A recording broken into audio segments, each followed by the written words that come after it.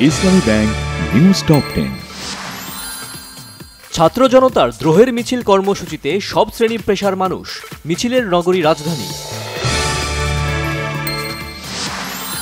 রাজধানীর উত্তরায় শিক্ষার্থীদের সাথে পুলিশ ও আওয়ামী লীগ নেতাকর্মীদের ধাওয়া পাল্টা ধাওয়া, সাউন্ড গ্রেনেড ও কাঁদানে গ্যাস ছুড়েছে পুলিশ।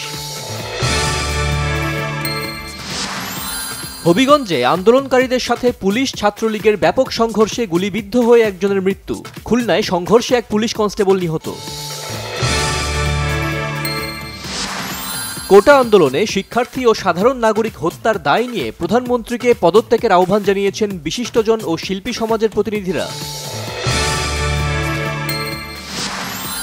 আওয়ামী লীগ সাধারণ সম্পাদক ওবায়দুল কাদের আশা প্রকাশ করে বলেছেন, নাগরিক সমাজ ও শিক্ষার্থীরা অশুভ রাজনীতির ঢাল হিসেবে ব্যবহৃত হবে না। সহিংসতায় হতাহতের ঘটনায় জাতির কাছে ক্ষমা চেয়ে সরকারকে অবিলম্বে পদত্যাগ করার আহ্বান জানিয়েছেন বিএনপি মহাসচিব মির্জা ফখরুল ইসলাম আলমগীর। সামাজিক মাধ্যমে অপপ্রচার বন্ধে ব্যর্থতা ও ইন্টারনেট সেবা ব্যাহতের দায়ভার নিয়ে ক্ষমা চাইলেন ডাক, টেলিযোগাযোগ ও তথ্য প্রযুক্তি প্রতিমন্ত্রী জুনাইদ আহমেদ পলক। ভারতের কেরালা রাজ্যের ওয়েনারে ভূমিধসে মৃতের সংখ্যা ৩০০ ছাড়িয়েছে। প্রবল বৃষ্টিতে দেশটির উত্তরে এখন পর্যন্ত ৪৪ জন প্রাণ হারিয়েছেন।